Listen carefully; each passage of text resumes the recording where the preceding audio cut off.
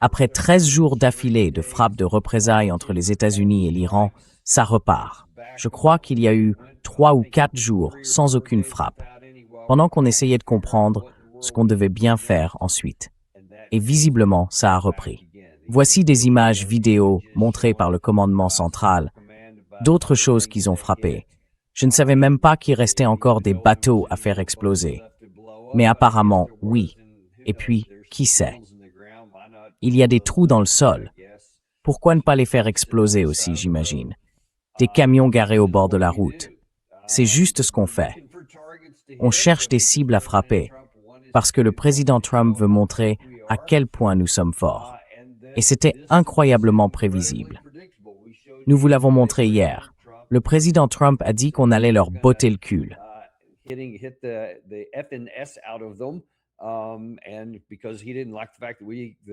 Et parce qu'il n'a pas apprécié le fait qu'ils aient tiré des missiles balistiques qui, selon lui, avaient été abattus contre nous en Jordanie. Il l'a donc promis hier soir, et pendant la nuit, c'est effectivement arrivé. Et exactement comme nous l'avions prévu, la partie iranienne a ensuite riposté. Elle a frappé nos cibles au Koweït et en Jordanie. La partie iranienne affirme avoir détruit au sol 3 F-35 américains ainsi que des hélicoptères. Nous n'avons aucune confirmation indépendante. Nous ne savons pas si c'est vrai. Mais, au vu des précédents, tout ce sur quoi les Iraniens ont tiré, ils l'ont atteint. On peut imaginer qu'ils ont touché quelque chose. Reste à voir s'ils ont réellement atteint un avion ou non. Nous nous en occuperons dès que nous aurons une forme de confirmation. Mais le fond du problème, c'est où allons-nous?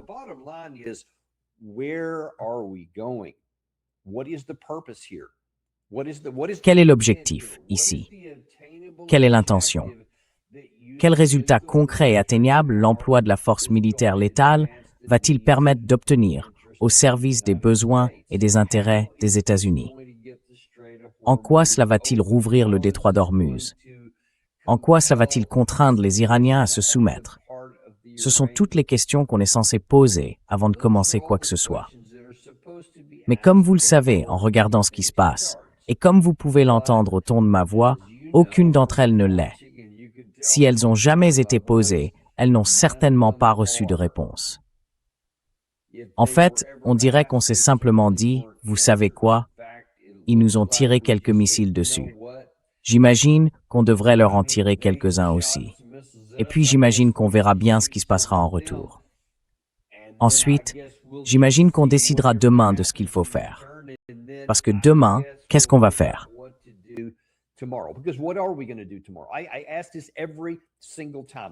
Je pose cette question à chaque fois. Je l'ai posée pendant les 13 jours. C'est la dernière fois qu'on va la poser ici. Et alors? Donc l'Iran tire des missiles balistiques sur notre base en Jordanie. Nous ripostons et touchons une liste de cibles assez importante, d'après ce que j'ai vu. Je crois qu'il y avait 9 sites distincts que nous avons visés. Je ne sais pas combien de frappes sur chacun de ces sites, mais une riposte assez massive. Et maintenant, le camp iranien a riposté après ça. Et alors, est-ce qu'on va dire « Très bien, c'est du tac au tac, c'est terminé » ou est-ce qu'on va dire « Attendez, vous avez tiré sur la Jordanie, nous avons frappé ces cibles la nuit dernière, puis vous avez riposté au Koweït. Donc maintenant, c'est notre tour. » En fait, s'il y a une quelconque stratégie que nous appliquons ici, c'est peut-être tout ce principe du « c'est mon tour », comme l'a dit le président Trump hier.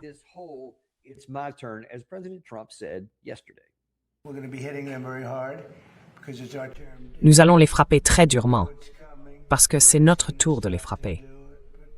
Ils savent que ça arrive. Ils nous demandent de ne pas le faire. Mais, vous savez, ils ont essayé de nous tirer dessus hier soir. Alors, ils ont tiré 5 roquettes à 8500 milles à l'heure. Et les 5 roquettes ont été abattues et sont tombées au sol. Mais ils ont quand même tenté le coup. Donc c'est notre tour, et nous verrons si nous parvenons à un accord à un moment donné. Mais nous allons les frapper très durement. Ils se sont déjà excusés. Mais vous savez, il faut quand même leur mettre une petite claque. Riposterez-vous quand ils frapperont? Est-ce que je riposterai toujours? Oui, à peu près.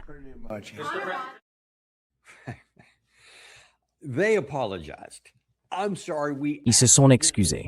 Je suis désolé, nous avons accidentellement tiré 8 missiles balistiques sur votre base. C'est ma faute. Mais ensuite, le président Trump dit « Oui, mais on va frapper, donc on va riposter. Et oui, c'est mon tour. » Et puis il ajoute toujours ce truc bizarre là-dedans. Et je dois juste poser la question.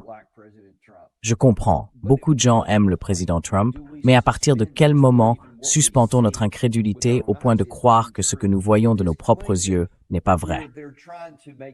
Cette affirmation selon laquelle ils essayent de conclure un accord, qu'ils supplient pour conclure un accord, qu'ils nous ont appelés pour conclure un accord, qu'on va encore conclure un accord. De quoi parlez-vous? Quel accord, même imaginaire, est sur la table? Il n'y a pas d'accord. Nous avons pris le protocole d'accord et, en quelques jours, nous nous sommes retrouvés impliqués dans l'administration du détroit d'Ormuz, ce à quoi nous n'avions pas souscrit.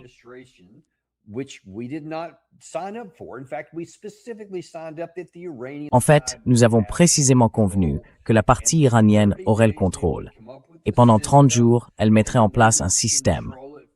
Ensuite, elle le contrôlerait pendant 60 jours, sans frais, et le détroit resterait ouvert.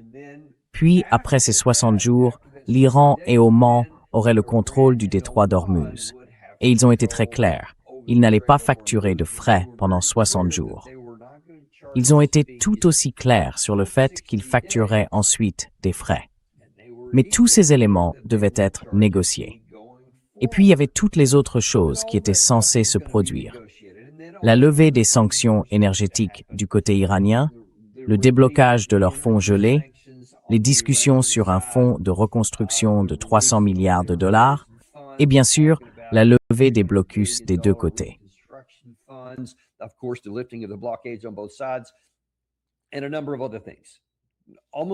Et un certain nombre d'autres choses, dont presque aucune n'a été faite. Ensuite, bien sûr, nous avons ajouté la seule chose qui n'y figurait pas, le corridor sud, dans les eaux omanaises, dans le détroit d'Ormuz. Bien sûr, c'est ce qui a finalement conduit l'Iran à lancer des frappes contre certains navires qui ne suivaient pas ses instructions. Et puis, nous avons commencé toute cette escalade de représailles. Depuis, tout a explosé. Et une fois encore, on se retrouve à se demander, et maintenant, où tout cela va-t-il nous mener?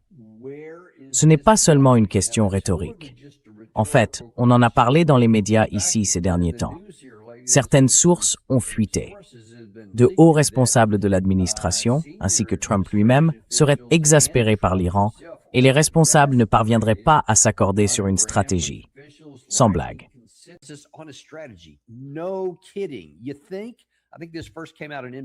Je crois que cette information est d'abord sortie sur NBC News. Un responsable américain a déclaré que la frustration de Trump venait des divisions sur la manière de gérer la guerre, qui ont ensuite dégénéré avec les représailles iraniennes, la fermeture du détroit d'Ormuz et une impasse. Après tout ce temps, il n'y a aucune unité, a déclaré un haut responsable.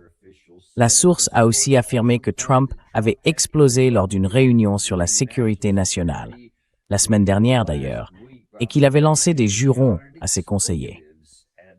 Bon, ce n'est pas vraiment une surprise.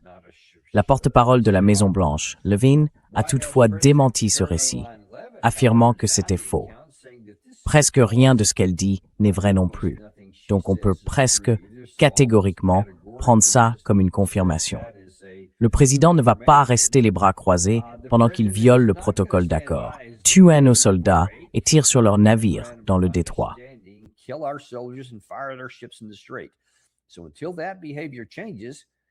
Donc, tant que ce comportement ne change pas, son comportement à lui ne changera pas.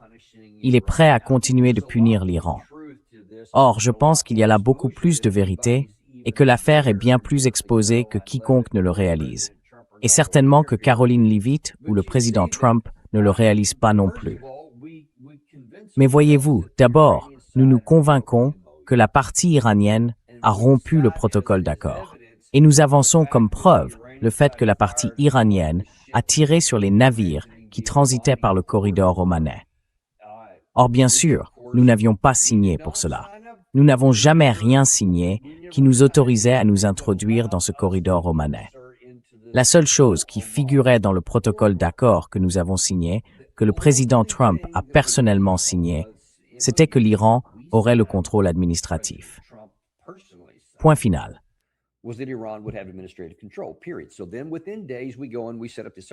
Puis, en quelques jours, nous sommes allés mettre en place le corridor sud, ce qui a créé ce conflit attendu. Et la partie iranienne a dit « Nous n'abandonnons pas. Nous ne reculerons plus. » Donc, en gros, c'était un défi. Nous leur avons immédiatement lancé un défi pour voir si nous pouvions nous en sortir, en les entendant dire « Eh bien, nous voulons récupérer notre argent et obtenir le déblocage de nos fonds gelés, donc nous vous laisserons passer par le corridor sud. » Je pense que c'était le plan. Ça n'a pas marché, parce que l'Iran dit désormais « Nous voulons l'argent, mais ce n'est pas si important que ça. Ce dont nous avons besoin, c'est de notre souveraineté et d'établir que c'est nous qui décidons dans le détroit d'Ormuz. » C'est ce que nous avons vu, et c'est donc ce qu'ils ont fait.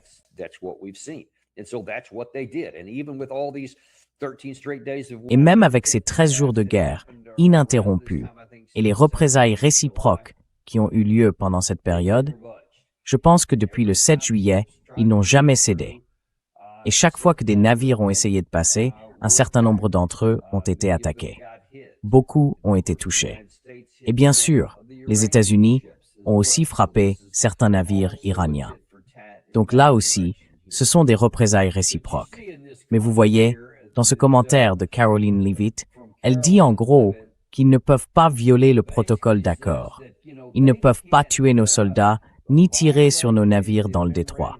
Et donc, tant que ça ne changera pas, notre comportement ne changera pas. Et il est prêt à poursuivre les sanctions. C'est tout. Je veux dire, il s'agit de punir l'Iran. Ils font quelque chose qui ne nous plaît pas.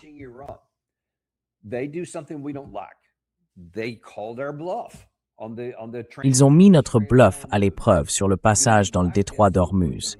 Ça ne nous a pas plu, alors nous allons punir l'Iran. Ma première question est la suivante. Où est-ce que ça nous mène? Et après? Ils ne répondent jamais à cette partie-là, parce que le président Trump, je pense, ne raisonne que par tranche d'environ 24 heures. Je ne pense même pas qu'il pense au lendemain. Et donc maintenant, il se retrouve de nouveau, j'en suis sûr, avec ces réunions sur la sécurité nationale ce matin. Ils ont dit qu'ils avaient frappé le Koweït. Quant à savoir si nous avons touché les F-35 ou s'ils ont touché les F-35, cela reste à voir. Mais ils ont touché quelque chose. Il y a eu des informations faisant état d'incendies et de tout un tas d'autres choses au Koweït, ainsi que dans ces autres endroits qui ont également été frappés. Et il pourrait très bien y en avoir davantage, pour autant que nous le sachions. Très souvent, l'Iran espace ses attaques. Cela reste à voir.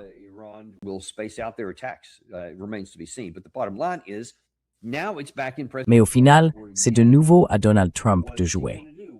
Qu'est-ce qu'il va faire? Quel est le plan? Eh bien, s'il ne réfléchit pas au-delà de 24 heures, au moins certains membres de l'administration semblent le faire. Le Washington Examiner indique ici que visiblement, l'amiral Cooper, le commandant du CENTCOM, préconise quelque chose de nouveau. Enfin, ce n'est pas vraiment nouveau, mais c'est quelque chose de plus vaste et de différent des frappes de 13 jours que nous avons essayées et qui n'ont littéralement rien accompli. Et pardon, laissez-moi le répéter et le souligner ici. Ça vient de l'Institut pour l'étude de la guerre.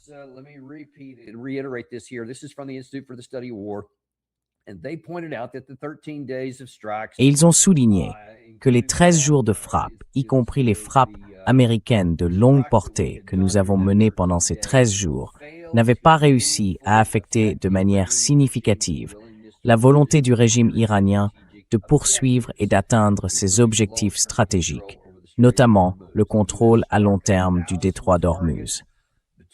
Les États-Unis ont frappé 1000 cibles pendant ces 13 jours de guerre, lors de la première phase, sur plus de 13 000 frappes, et ça n'a rien changé. D'accord, voilà ce qui s'est passé la première fois. Et maintenant, l'amiral Cooper a cette brillante idée, cette nouvelle idée. Recommençons. Et maintenant, je ne sais pas, peut-être qu'au lieu de 13 jours, cette fois, on ira jusqu'à 14 jours.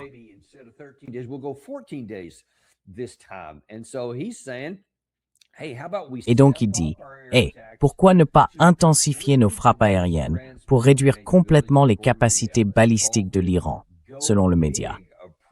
Il appelle ça l'approche du grand jeu. Ainsi, les États-Unis utiliseraient moins de munitions défensives, puisqu'il y aurait moins de tirs entrants depuis l'Iran.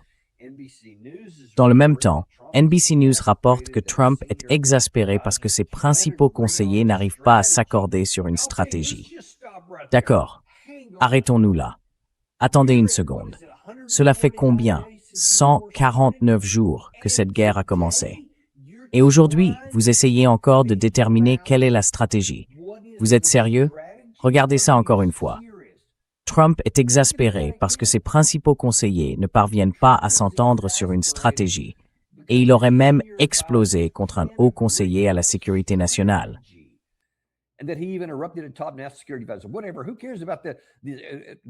Peu importe. Qui se soucie de la partie qui explose? On n'arrive pas à se mettre d'accord. Ses conseillers n'arrivent pas à se mettre d'accord sur une stratégie. D'accord, c'est le président des États-Unis qui détient le commandement et le contrôle. C'est le commandant en chef. C'est lui qui fixe la stratégie. Il peut demander conseil à ses conseillers. Il peut solliciter des avis, obtenir toute une gamme d'options. C'est normal, c'est approprié, c'est nécessaire. Mais c'est lui qui fixe la stratégie. Et pour le commandant en chef, ne ratez pas ça. Ne ratez pas ça. Au 149e jour, on approche des quoi que ce soit, près de 6 mois de cette guerre. Et maintenant, vous cherchez encore une stratégie. Je veux dire, c'était déjà implicite dans ce que j'ai dit au début. Nous n'avons pas non plus la réponse à la question. Et après?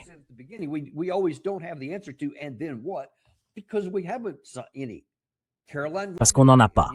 Caroline Leavitt l'a elle-même révélé par inadvertance. Elle l'a exposé. Il va les punir. Tant qu'ils feront ça, nous ferons ceci. Aucune logique du type. Eux, de l'autre côté, vont faire X, Y, Z afin de pousser l'ennemi à faire 1, 2, 3, peu importe. Il n'y en a pas. Et donc, revenons à l'idée de l'amiral Cooper. Un responsable a déclaré à NBC News que nous avions remporté une série de victoires tactiques, mais que nous faisions face à une défaite stratégique, faute de directives politiques claires ou d'une décision sur la direction que cela prend. Et c'est là le cœur du problème. Le président Trump ne sait pas où il va. Il a des conseillers qui lui donnent des avis dans tous les sens.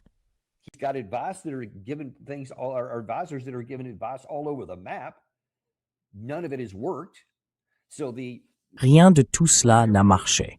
Donc, quoi que Benjamin Netanyahou lui ait dit en février, ça n'a manifestement pas marché, puisqu'il y a eu la décapitation et l'assassinat de toutes ces différentes personnes, le meurtre des enfants dans l'école dès le premier jour, puis l'assassinat d'autres dirigeants au cours des jours suivants. Cela n'a pas provoqué l'effondrement du gouvernement. Cela n'a pas poussé les gens à se soulever. Ah mince. Bon, j'imagine qu'il va donc falloir faire exploser leurs missiles. Et ça non plus, ça n'a pas marché. Revenons même en arrière pour regarder cette première partie. C'est l'une des déclarations les plus embarrassantes que l'amiral Cooper ait pu faire, à mon sens.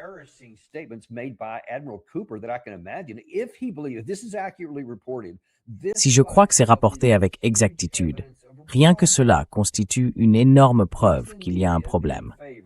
L'amiral Cooper est favorable à une intensification des frappes aériennes américaines pour, je cite, réduire complètement les capacités balistiques de l'Iran. Vous vous moquez de moi, putain.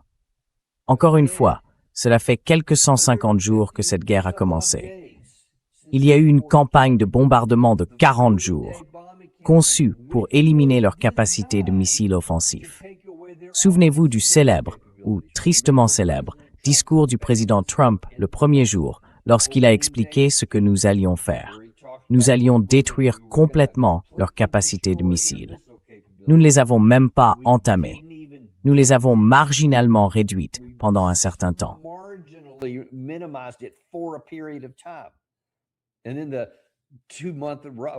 Et puis, le blocus d'environ 2 mois, ainsi que le cessez-le-feu qui l'a accompagné, leur ont permis de dégager le reste des décombres et de remettre les dégâts limités que nous avions causés à pleine capacité opérationnelle.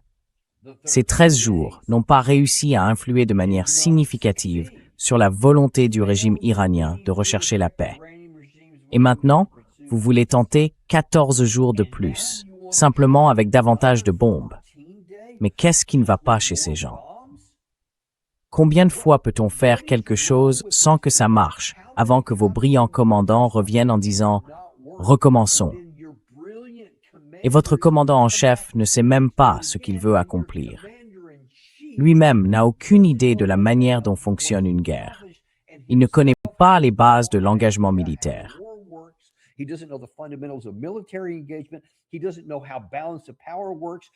ne comprend pas comment fonctionne le rapport de force. Et apparemment, il ne comprend pas non plus comment fonctionnent les munitions, puisqu'il envisage, et l'amiral Cooper le lui conseille, de puiser encore davantage dans nos capacités de missiles intercepteurs, dans nos capacités de missiles offensifs. Et d'une manière ou d'une autre, il pense que ça va permettre d'obtenir un accord. Je veux dire, regardez le langage employé ici. Réduire complètement les capacités de missiles de l'Iran. Et il vient de dire que cela réduirait au minimum l'utilisation par les États-Unis de munitions défensives, c'est-à-dire de missiles intercepteurs, puisqu'il y aurait moins de tirs entrant depuis l'Iran. Sur quelle base? Un fantasme? Une licorne peut-être? On devrait envoyer une brigade de licornes là-bas et elle éliminerait tous leurs missiles. Et ensuite, on n'aurait plus à s'inquiéter des missiles intercepteurs.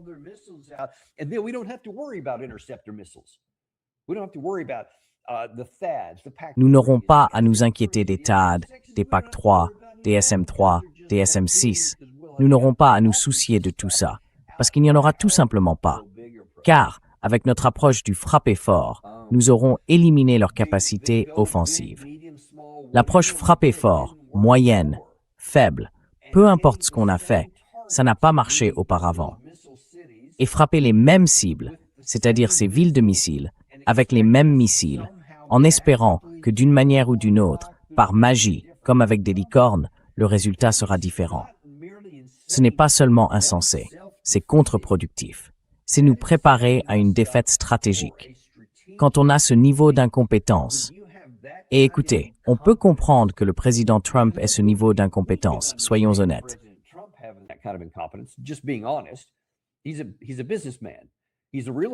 C'est un homme d'affaires, c'est un type de l'immobilier. Il ne connaît rien à la guerre. Qu'est-ce qu'il peut bien savoir des combats? Uniquement ce que quelqu'un lui raconte. Lui-même n'a aucune base pour comprendre. Donc, quand on lui donne des conseils, ils viennent d'extrémités complètement opposées du spectre. Lui-même n'a aucun moyen de déterminer qui a raison et qui a tort. Mais que l'amiral Cooper fasse cette proposition si tard dans la partie, alors que cela a déjà été essayé 2 fois auparavant et qu'il n'a pas de nouvelles munitions, il a simplement les mêmes éléments. L'Iran, ce ne sont pas de nouvelles cibles qu'il faudra viser, ce sont les mêmes. Pourquoi conseiller, préconiser de s'y attaquer encore une fois?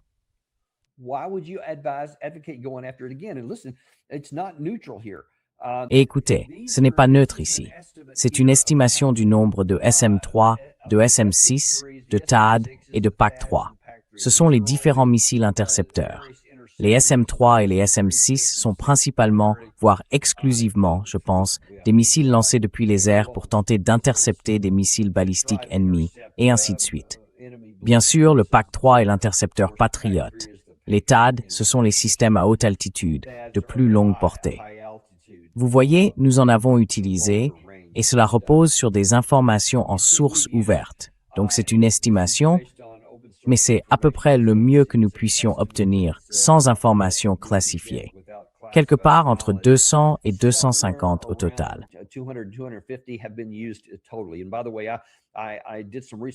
Et d'ailleurs, j'ai fait quelques recherches pour remonter le fil. J'ai inclus tout ce que nous avons donné à l'Ukraine, tout ce que nous avons donné à Israël depuis le début de leur guerre en 2023 et bien sûr à l'Ukraine depuis 2022. Puis j'ai ajouté tout ce que nous-mêmes avons tiré à la fois en mer Rouge et dans la guerre contre l'Iran jusqu'à présent. C'est le total cumulé. On arrive donc à environ 200 à 250 intercepteurs THAAD, quelque part autour de 300 à 350 SM-6. Et puis bien sûr, il y a le gros chiffre, les PAC-3 ou les MSE, différentes variantes de missiles intercepteurs, jusqu'à environ 1800, entre 1400 et 1800. Encore une fois, ce ne sont pas des informations classifiées. Donc, nous devons faire certaines hypothèses à partir de plusieurs sources différentes. Mais c'est le nombre que nous avons utilisé jusqu'à présent.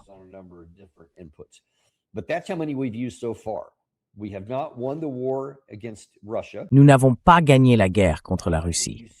Et vous voyez maintenant Zelensky qui supplie, qui implore qu'on lui donne davantage, parce que ça ne marche pas. Nous n'avons pas aidé Israël à pouvoir ne serait-ce que vaincre le Hamas, encore moins le Hezbollah, encore moins les Houthis, encore moins l'Iran. Et bien sûr, nous n'avons pas été capables de gagner notre guerre. Et voilà ce que nous avons dépensé jusqu'à présent. Ensuite, regardez ce graphique qui montre le nombre cumulé fabriqué. Il a été établi essentiellement à partir des données financières d'Israël, des fonds que nous avons alloués à ces systèmes, des NDAA et d'autres sources ouvertes. Nous avons une assez bonne idée du nombre qui a été fabriqué. Prenons même les estimations les plus élevées pour chacun d'entre eux. Les THAAD, 580. Les PAC-3, environ 5000. Les SM-3, 550. Les SM-6, environ 1200.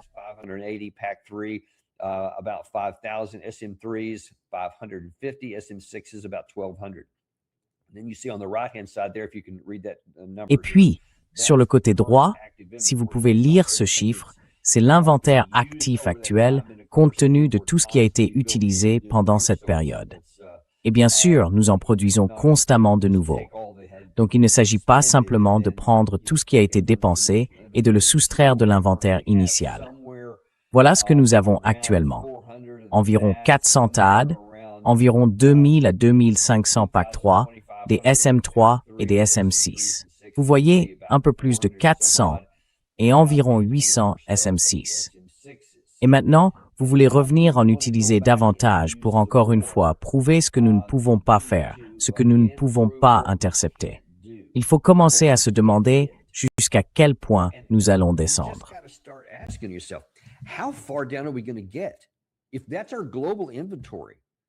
Si c'est là notre inventaire mondial et qu'on en a donné une grande quantité à l'Ukraine, ils en demandent davantage.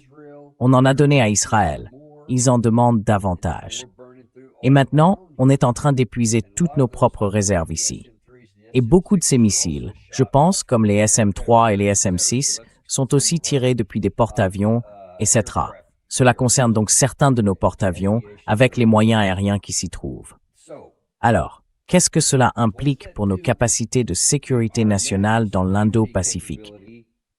Qu'est-ce que cela fait à notre capacité de défense en Europe si nous devions entrer en guerre?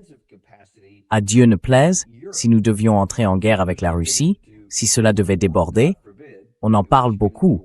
Ce n'est pas vraiment une possibilité purement hypothétique, il pourrait y avoir une guerre. Qu'est-ce qu'on fera alors? Et là, on ne parle que des intercepteurs.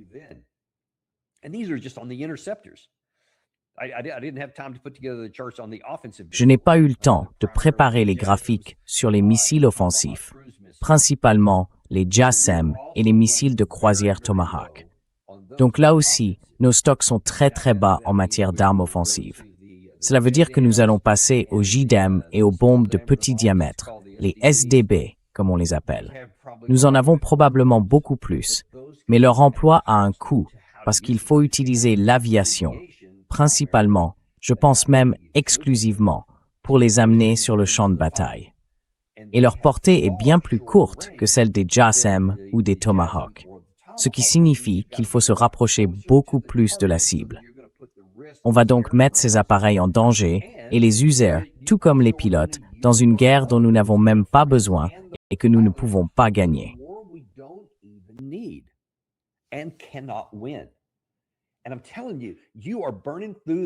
Et je vous le dis, vous épuisez la durée de vie de ces avions à un rythme bien plus rapide que prévu dans leur conception.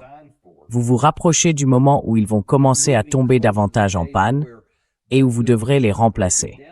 Mais nous n'avons pas les financements prévus sur cette période pour les obtenir.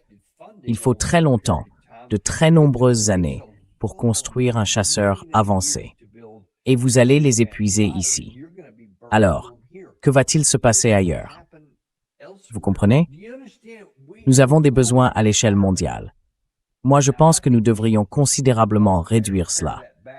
Je pense que nous devrions avoir une défense nationale forte et puissante pour empêcher qui que ce soit d'attaquer notre pays. Mais nous ne devrions pas partir à la recherche de dragons à terrasser partout dans le monde, ce qui est actuellement le cas.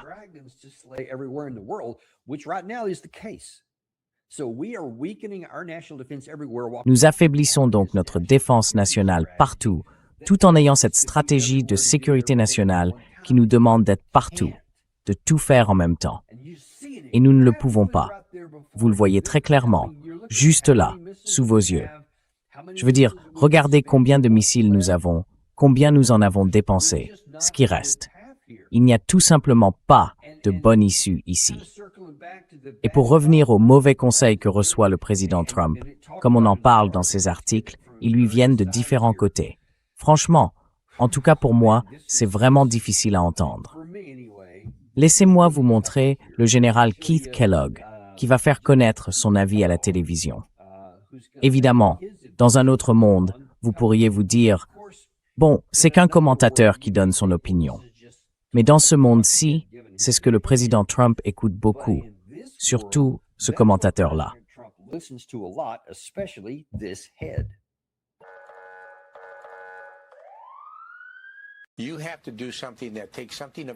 Il faut faire quelque chose qui leur enlève quelque chose de précieux. Ces gens-là ne se préoccupent pas des bombardements parce qu'ils ne se préoccupent pas de leur population. Et ils en sont arrivés à un point où, évidemment, ils vont encaisser les coups. Je ne pense pas qu'on puisse gagner une guerre simplement en les bombardant jusqu'à les ramener à l'âge de pierre. Il faudra faire ce que les Romains ont appris il y a des années. Tôt ou tard, nomades soldés sur les lignes de strength. Ne veut pas dire envahir les rangs, mais il faut, en symbole, how des cibles stratégiques que vous pouvez prendre.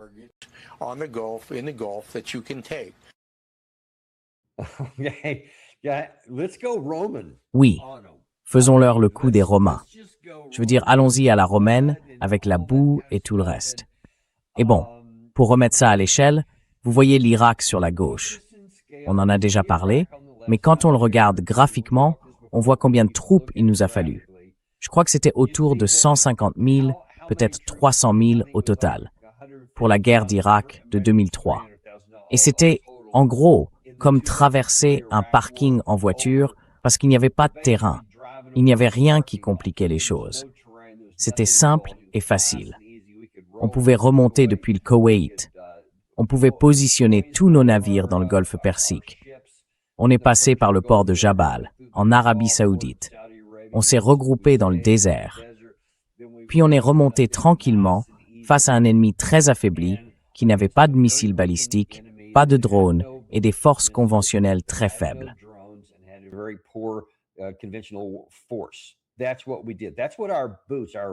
C'est ce que nous avons fait.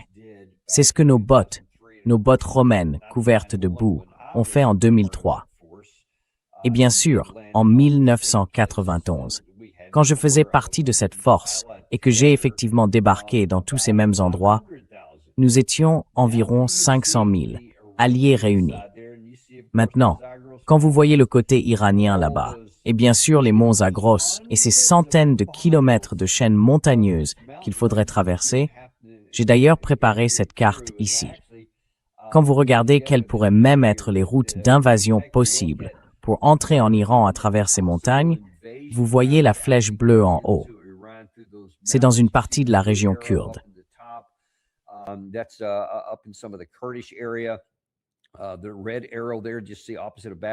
La flèche rouge, là, juste en face de Bagdad, c'est l'un des itinéraires les plus directs. Mais vous voyez, ils sont tous détournés. Ils passent par ces chaînes de montagnes. Et quand on regarde vraiment la carte physique et Google Maps que je vous ai montré, avec le relief et tout ça, on voit exactement à quel point il serait difficile de passer par là. En fait, laissez-moi vous montrer ça, pour que vous ayez une idée encore plus précise de la façon dont ça fonctionnerait. Si le bouton veut bien. Voilà, donc avançons ici. Vous voyez que l'un des itinéraires passerait par la partie supérieure ici.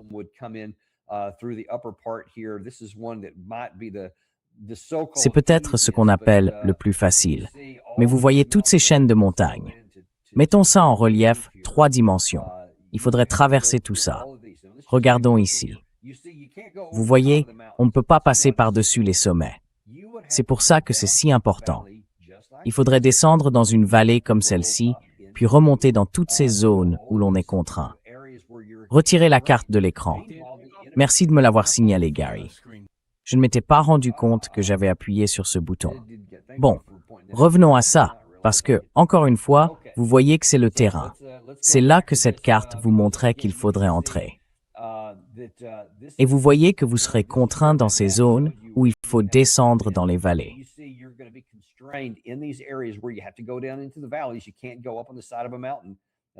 On ne peut pas remonter par le flanc d'une montagne. Enfin, ces reliefs sont immenses. Vous voyez les routes, ici en bas. Vous seriez obligé de rester sur les routes et de passer par là. Or, l'ennemi a la possibilité d'occuper tous les points hauts ici. Il pourrait simplement vous tirer dessus. Et puis, quand vous regardez plus loin, vous voyez qu'il y a toutes sortes d'endroits propices aux embuscades. Ils peuvent poser des mines sur la route. Imaginez un peu, parce que j'ai déjà été dans des situations comme celle-ci. Vous descendez une route comme celle-là, et l'ennemi mine alors certaines zones juste ici. Vous avez par exemple une colonne de chars qui avance par là. Soudain, elle tombe sur un champ de mines ici. Il lance une embuscade et tous ces véhicules se retrouvent alors alignés sur cette route. Selon vous, qu'est-ce qui va se passer à l'époque moderne? Oui, c'est ça. Ils vont être frappés par des drones. Ils vont être frappés par l'artillerie. Ils vont être frappés par des missiles à courte, moyenne et longue portée, venant de partout. Et vous ne pourrez rien y faire. C'est ça, la réalité. C'est ce que ce serait. Alors vous parlez de faire comme les Romains. Oui, ça marchera pas, général. Donc si c'est le cas, très bien. Si vous n'allez pas les bombarder pour les ramener à l'âge de pierre. Ce qui est intéressant, parce que lorsque le président Trump a dit qu'il allait littéralement, textuellement, les bombarder pour les ramener à l'âge de pierre, je n'ai pas entendu le général Kellogg venir sur Fox News juste après pour dire « Eh bien, vous ne pouvez pas faire ça, Monsieur le Président, ça ne marchera pas. »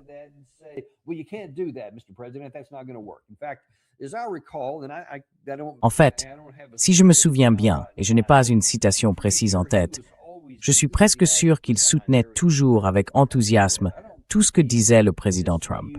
Je ne pense pas qu'il le contestait à l'époque, mais je ne sais pas. Maintenant, enfin avec retard, il commence à le comprendre. Je viens donc de vous montrer que si vous arriviez avec une grande armée, ce serait tout simplement suicidaire. On se ferait absolument tailler en pièces en avançant là-dedans. On n'atteindrait jamais l'objectif. On sacrifierait nos forces et on détruirait notre propre armée en l'envoyant droit dans un dispositif où tous les avantages sont du côté de la défense. C'est ce qui se passerait si vous y alliez à la romaine, botte boueuse et tout le reste. Eh bien, la présentatrice de Fox News qui l'interviewait a effectivement relevé ce point. Donc, il faut lui en reconnaître le mérite. Et lui a demandé « Attendez un instant. Vous parlez d'une armée d'invasion? »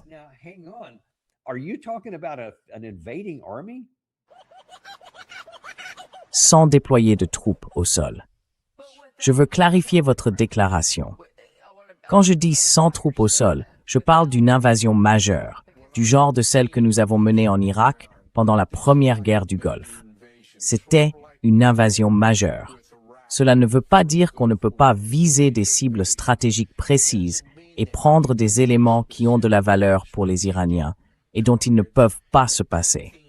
Je veux dire, les médias parlent depuis le début de l'île de Karg. C'est 90% de leur économie. Vous pourriez prendre cette île située à 16 000 au large. Vous avez les moyens militaires de faire quelque chose comme ça. Vous la prenez et vous la tenez. Et vous dites, si vous êtes vraiment sérieux pour mettre fin à tout ça, alors parlons-en. Nous vous rendrons l'île de Karg, où nous la garderons pour toujours.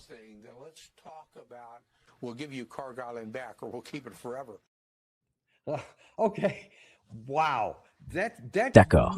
Wow. C'est presque aussi grave. Je viens de vous montrer graphiquement pourquoi vous ne pouvez pas envahir. Vous sacrifieriez littéralement votre armée. Enfin, elle serait détruite morceau par morceau. Tous les avantages iraient à l'autre camp. Peu importe notre niveau d'entraînement, vous ne pouvez pas pénétrer dans ce terrain restreint. Alors il dit, « J'ai compris. Vous savez quoi? On ne parle pas de ce genre de truc à la romaine. On parle simplement d'aller sur l'île de Karg. » Alors regardons ça, parce que lorsque vous regardez cette carte-ci, je vous l'ai déjà montré, c'est le golfe Persique. Évidemment, c'est le détroit d'Ormuz. Et puis l'île de Karg est juste ici, en haut. D'accord, voyons ça.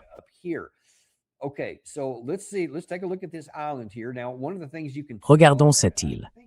L'une des choses qu'on peut voir, je pense, depuis cet angle. Voyons si on peut aussi l'afficher en 3 dimensions. Vous voyez qu'il n'y a pas beaucoup de relief ici. Ce n'est pas une zone montagneuse. Il y a seulement de petites collines et quelques zones plus élevées où se trouvent certains de ces pétroliers. Mais dans l'ensemble, c'est plutôt plat. C'est à découvert. Il n'y a nulle part où se cacher. Il n'y a aucun endroit depuis lequel vous pouvez vous défendre contre des tirs entrants. Et quand on regarde de nouveau sa position, on voit encore à quel point c'est proche du littoral iranien. Tout est là, juste à côté. Pour eux, c'est facile.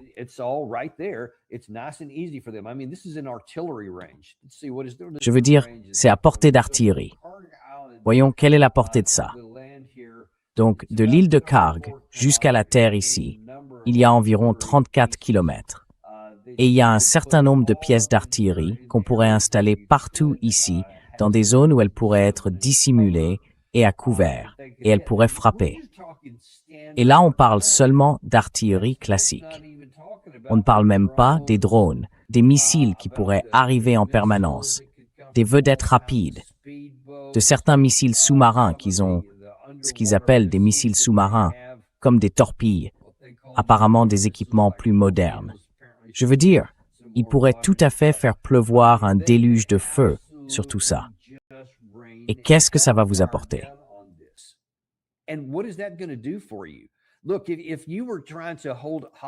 Écoutez, si vous essayez de prendre en otage, comme il l'a dit, 90% de leur économie, ce n'est pas le cas. C'est pas 90% de leur économie. Et comme le professeur Marandi vous l'a clairement montré hier sur une carte, nous avons aussi, je crois, montré hier qu'il y a tous ces différents pays au nord, la mer Caspienne, et toutes ces longues frontières terrestres. Et puis le Pakistan. Il y a quelque chose comme 8 itinéraires différents pour y aller. Il y a bien sûr l'Afghanistan et plusieurs autres endroits. Beaucoup de frontières terrestres, beaucoup d'endroits par lesquels ils peuvent passer. Donc, perdre seulement cela ne va pas leur retirer tout leur argent. La majeure partie de leur économie est produite sur le territoire national. Donc, si vous vouliez simplement la prendre et, entre guillemets, la prendre en otage, je veux dire, vous pourriez tout simplement la détruire.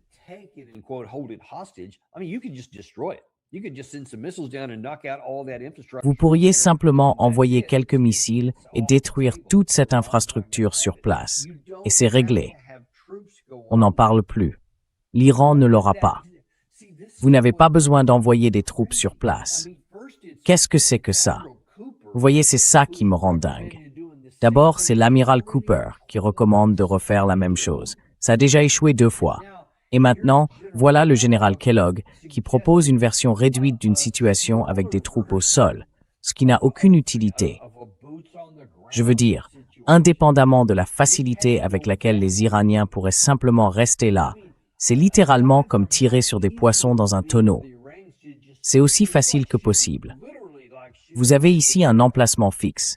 Il n'y a pratiquement aucune couverture aérienne.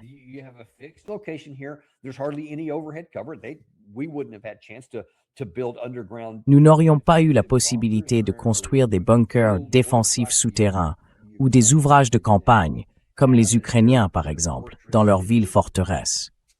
Toutes ces choses que les Russes ont faites en 2022 et 2023, lorsqu'ils avaient mis en place toutes leurs lignes défensives.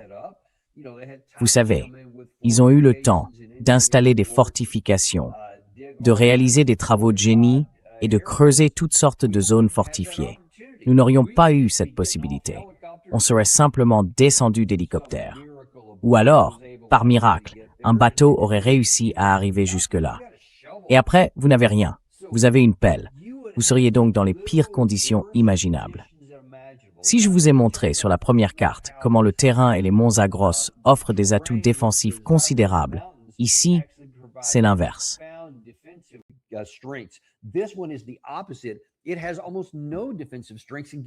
Elle n'a pratiquement aucun atout défensif et elle donne tous les avantages à la force qui attaque, laquelle, ironiquement, dans ce cas, seraient les Iraniens. C'est le conseil qu'on donne à notre commandant en chef, qui n'a lui-même aucune capacité indépendante pour évaluer ce qui est bon ou non, parce qu'il n'a pas les connaissances de quelqu'un qui aurait ne serait-ce qu'un minimum d'expérience militaire. Voilà où nous en sommes aujourd'hui. Donc, je suis profondément inquiet, parce que, enfin, il faut y regarder une dernière fois. L'amiral Cooper semble penser qu'il peut intensifier les frappes aériennes, puis réduire la capacité de missiles de l'Iran, de sorte que nous n'aurions plus besoin de nos missiles défensifs.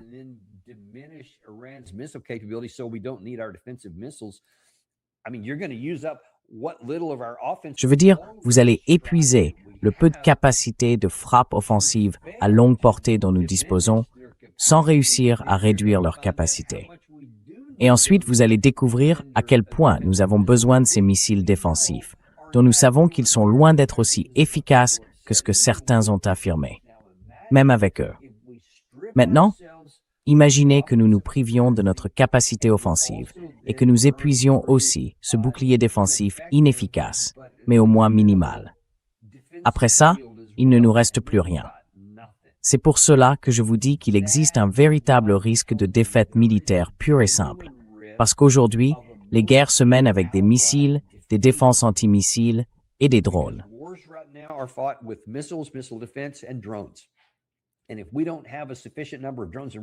Et si nous n'avons pas un nombre suffisant de drones, et à l'heure actuelle, si l'on regarde la guerre entre la Russie et l'Ukraine, on y a à peine prêté attention. Les drones vont devenir. Avez-vous entendu parler d'une utilisation majeure de drones du côté des États-Unis? Moi, je n'ai entendu parler que d'utilisation anecdotique. Donc, manifestement, nous n'avons pas ce matériel prêt à être employé aujourd'hui. Nous nous battons donc avec une main attachée dans le dos et nous commençons à manquer de ce que nous avons dans l'autre main, les missiles offensifs et défensifs. Mais le camp iranien ne manque ni des uns ni des autres et il mène une guerre défensive. Il se bat sur son propre territoire. Il se bat pour son existence physique, au sens littéral.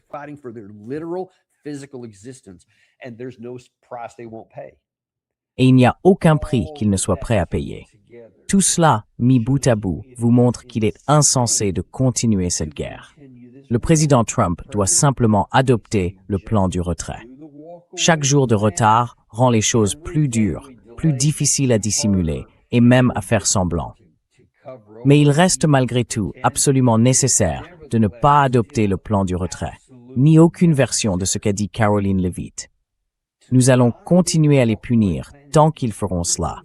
Nous allons faire ceci tant que nous serons dans ce donnant-donnant, tant que nous lancerons encore 2 semaines de campagne de bombardement intensif.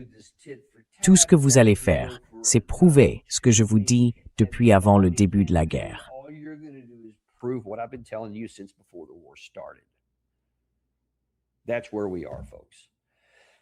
Voilà où nous en sommes, les amis. Nous allons attendre de voir comment tout ça va se passer. Et je ne vous ai même pas parlé de la situation énergétique en cours. Des engrais, de l'hélium, de l'aluminium, de tout ce qui est nécessaire à la production économique, partout. Des dégâts déjà causés à un certain nombre de capacités de raffinage et de la difficulté qu'il y aura ne serait-ce que pour les réparer. Les gisements de gaz, les champs pétrolifères, les capacités de raffinage et ainsi de suite.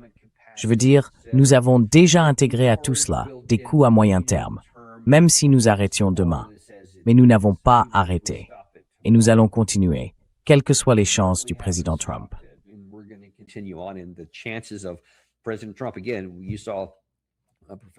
Encore une fois, vous avez vu le professeur Morandi dans notre émission hier. Il a dit que si Trump frappe Pickaxe Mountain, qui est l'une des principales cibles que les Israéliens poussaient le président Trump à frapper, alors ce sera pour eux le déclencheur pour frapper toutes les autres infrastructures énergétiques de la région. Et là, la probabilité d'une dépression devient très réelle. Et si vous n'avez pas d'économie, vous comprenez bien que toutes vos capacités en matière de sécurité nationale reposent en fait sur une économie solide. Si votre économie commence à vaciller et que parallèlement, vos stocks militaires s'épuisent, alors nous sommes vraiment dans une situation catastrophique à l'échelle mondiale. Pourquoi devrions-nous risquer tout cela pour une guerre dont nous n'avons même pas besoin? C'est la question à laquelle il faut répondre avant même de discuter de la moindre stratégie. Bon, nous allons en rester là pour le moment.